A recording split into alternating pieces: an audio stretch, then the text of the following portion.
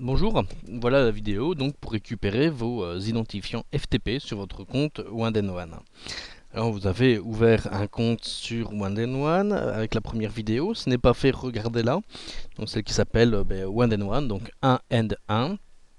Visionnez la vidéo, vous avez un an d'hébergement gratuit au moment de la réalisation de ces vidéos. Donc une fois que vous avez complété votre commande, vous avez reçu les mails de confirmation et que votre compte est activé, eh bien vous allez vous inscrire, vous connecter à votre panneau de contrôle. Donc vous inquiétez pas, ici c'est en anglais mais vous l'aurez en français vous.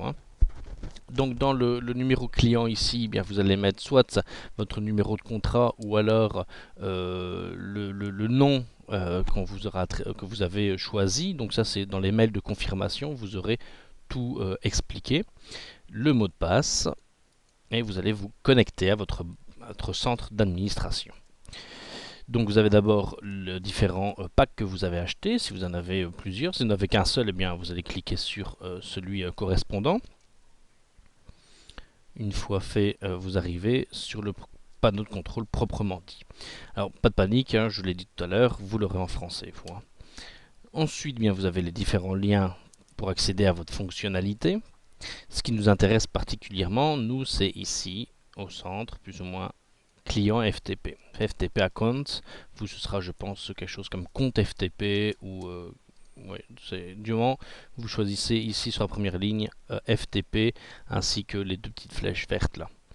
Vous cliquez dessus et vous allez arriver sur vos détails FTP. Alors, les détails FTP sont différents des détails que vous avez rentrés pour vous connecter à votre compte One. Donc vous allez avoir un nom d'utilisateur, username, ici, et vous allez avoir un mot de passe associé. Donc tout est indiqué normalement dans les mails que vous allez recevoir.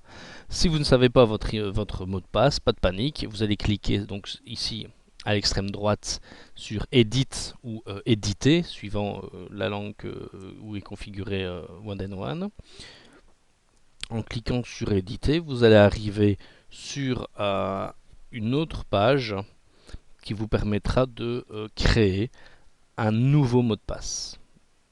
Donc, des fois, c'est des mots de passe qui sont un peu plus compliqués, donc avec des majuscules, des minuscules. Bah, là, vous allez pouvoir mettre ce que vous souhaitez avec un minimum de 7 lettres, 7 caractères, donc chiffres ou lettres, pas d'espace.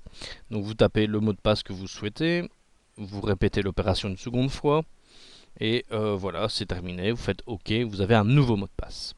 Bien, vous avez donc votre nom d'utilisateur, username, votre mot de passe, et vous allez inscrire cela dans... alors je vais ouvrir le logiciel. J'ai beaucoup de choses. Voilà, vous allez ouvrir le logiciel, donc site anglais FX, chose que nous avons fait tout à l'heure. Donc ici on va ouvrir comme ça, donc il est ici. Vous allez ouvrir ce logiciel et vous allez pouvoir ainsi mettre les identifiants. Voilà, donc nous y sommes, d'accord. Donc dans FTP Settings, eh bien vous allez mettre le hostname, c'est le chemin FTP de votre site internet. Donc vous allez commencer par FTP. Et vous allez mettre votre nom de domaine en entier. D'accord. Donc en l'occurrence, moi, c'est apprendre anglais facilement. .com, n'oubliez pas l'extension. Port 21, vous laissez. C'est par défaut, c'est quasi tout le temps le même. Username, vous voyez que nous y sommes ici. Username.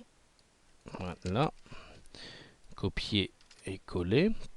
Là, le mot de passe que vous avez choisi pour votre compte FTP, pour la gestion du client FTP, et le directory, c'est le répertoire. Donc comme dit tout à l'heure, donc soit la racine de votre site, donc vous laissez comme ça, ou alors un dossier quelconque si vous voulez que le site clé en main soit installé sur un dossier ou un sous-domaine. Cliquez sur test pour voir si la connexion se fait correctement. Ah, vous voyez, regardez, si vous avez un message comme ça, warning, the connection could be not established, blabla, c'est qu'il y a un problème. Effectivement, je viens de voir qu'il y a un espace là. On correcte, on reteste. Voilà, connect OK. Quand vous avez ce message, c'est que tout s'est bien déroulé et vous avez entré tous les bons détails. Cliquez sur OK. Nous avons vu pour entrer les valeurs des tags. Vous cliquez sur Begin Branding. Donc utilisez l'autre vidéo qui se nomme installation ou instruction, quelque chose dans le genre. Je vous souhaite bonne continuation et à très bientôt. Merci.